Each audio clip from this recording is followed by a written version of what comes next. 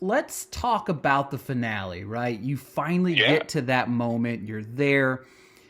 How much pressure are you feeling before you even step foot in the kitchen?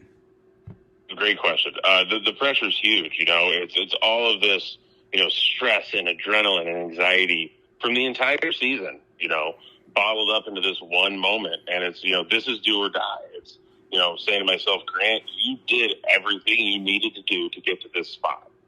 And now there's no mystery box. There's no immunity. There's no, hidden, advantage or anything like that. It is, you have to go out and just show them that you can cook better than the other two people. And that was just, it was a lot, but it fueled me. It was really the reason. It was, I said, I came out here, I sacrificed time away from my wife and my son, to come here and do this. The goal, obviously, from the beginning is to win this thing. And I was on the edge of it. I said, there's just no chance I'm going home not winning this. And so that was, a pretty good way to turn that negative into a positive. But, yeah, it was just all of those emotions and, just ready to get them out there and get it over with, I guess. Yeah, and the follow-up to that is obviously throughout the competition, you're kind of cooking amongst other chefs. I mean, obviously when the some of the other challenges that you have, but in this particular one, not only are you cooking for the finale to win, but you're cooking in front of your friends and family and all of these other people. What was that pressure like?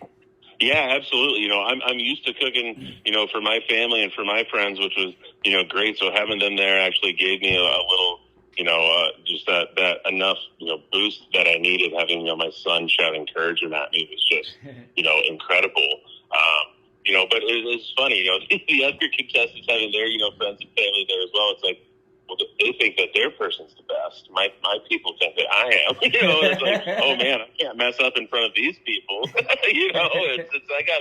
gotta show them I'm supposed to be here too. So no, it was truly wonderful being able to share that moment with my family. Though, they knew how much it meant to me. They know how much I poured into this, how much I, not even knowing, trained for this for years.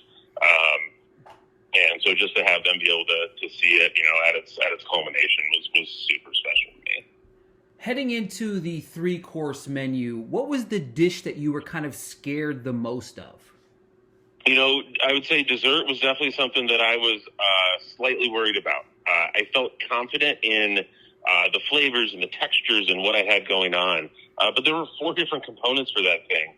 One of them being ice cream. And having to get that all done, in an hour is a lot. And so, I don't bake a ton of sweets. That's, cakes and cookies, whatnot, are not really my thing. I can do it, but it's not, my first choice. And so knowing that I had to, nail those things, so perfectly, I'm going up against, Jennifer, who's an incredible baker. And then, Kennedy's menus were always just so fun, and her cooking style was wonderful. So I knew I had to nail it. But yeah, that was one that I was confident that I could do it, but with the time limit and so many components and so many things that can go wrong, that was the one that scared me the most. Yeah, I think the interesting thing about watching it back was I felt like you might have been slightly behind after the apps and after appetizers. Yep.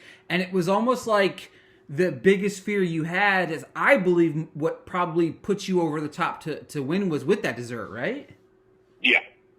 Yeah. I looked at it as I was behind Kennedy for sure, after appetizers. That's how I saw it. Yeah. And I thought maybe Jennifer and I, let's put us, just right next to each other. So 2A, 2B. Yeah.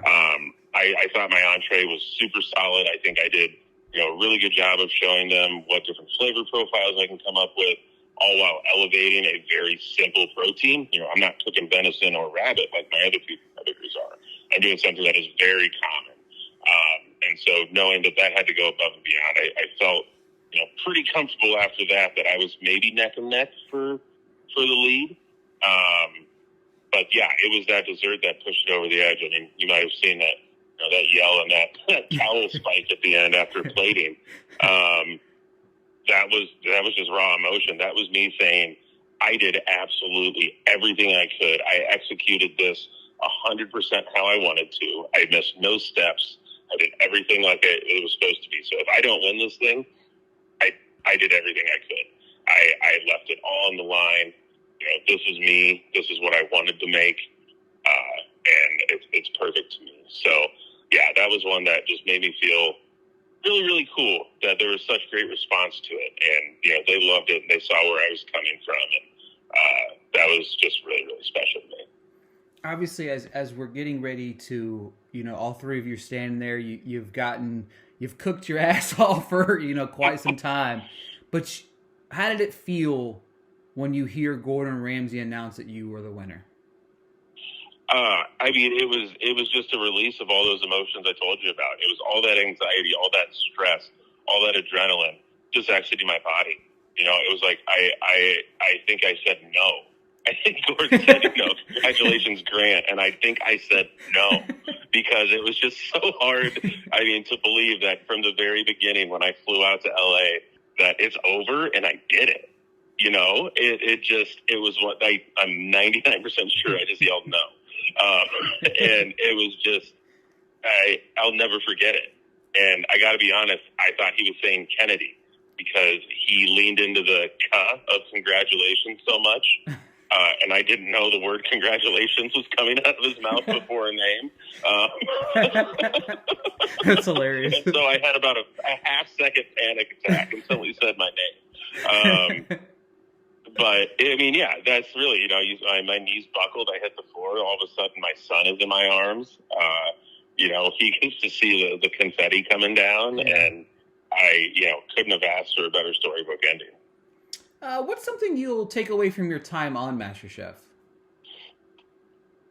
The confidence that I gained is obviously something that I'm going to, always take with me. I came in with a lot of imposter syndrome. I think I'm good, but am I nearly as good as these other people here? And throughout the season, I really started to believe in myself more, and saw that I do belong here, and I'm here for a reason. And so that's something I'll always take with me is that always believe in yourself. No matter what, because good things like this can happen. But on a more, I guess, on a different note, is all the friends I made. The people we were obviously competing. We're all trying to win. There's only one winner. We're all going for that prize, but I still keep in touch with almost everybody from the cast.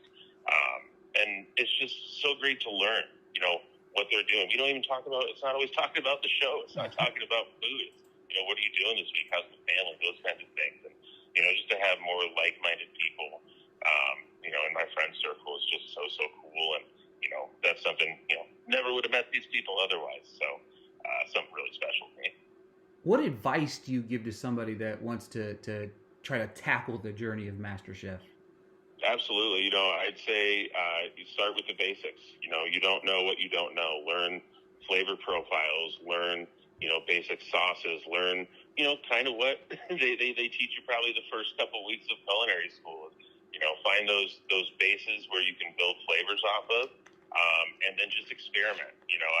I'm not a recipe guy. I don't love to follow recipes. I don't love to make recipes because cooking's an art, and it's something that you're able to play around with and truly make your own.